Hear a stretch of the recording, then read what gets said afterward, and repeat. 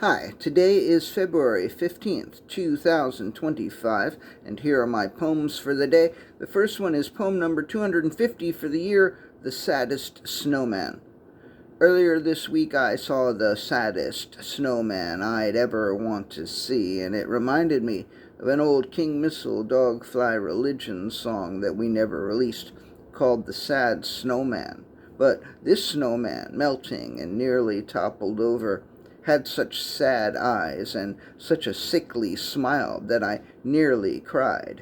"You are the saddest snowman I have ever seen," I wanted to say as I took a picture, but I have never spoken to the snow, and this was no time to start. Poem number 251. My heart is flour.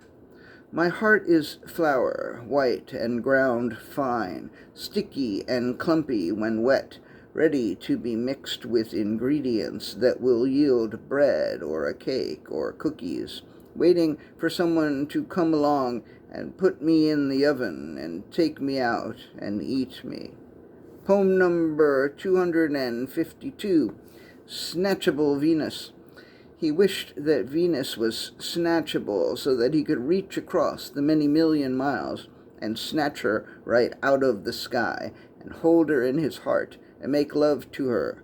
He would put her back, of course. To keep Venus to one's self would be a crime. But if Venus could be detached and snatched from her orbit and then reattached, then he would reach out and try to hold her for one brief and beautiful moment.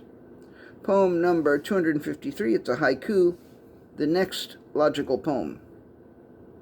Venus is way cool is probably called for now. I don't feel like it. Poem number 254, blocks. When it's a mouse hole and so many ideas are trying to come out, they get all jammed up and nothing emerges. When it's a barn door and each idea has plenty of room, the individual ideas can get self-conscious and disinclined to come through. So there is the block of competition and overabundance, and there is the block of insecurity and fear.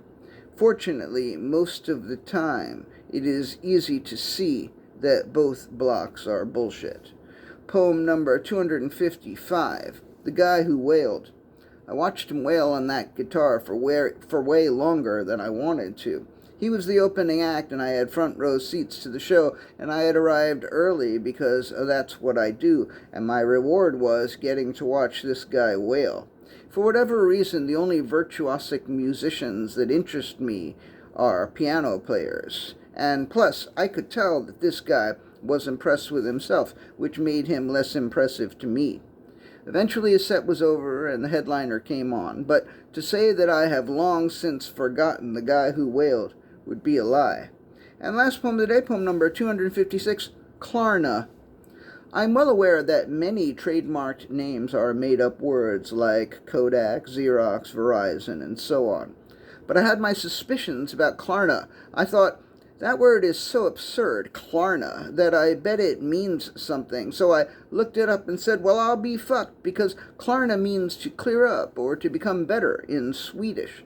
So it's a word that Muppet Chef could use quite comfortably, certainly more comfortably than I. Because even now that I know what Klarna means, I just can't say it comfortably. If I see the word, I'm not like, oh, there's Klarna again. I'm like, Klarna. I just can't help it, even now. All right, that's it. Thank you. Bowery Electric tonight, Johnny Cash. I'm going to sing A Boy Named Sue. I'm excited. And I appreciate you.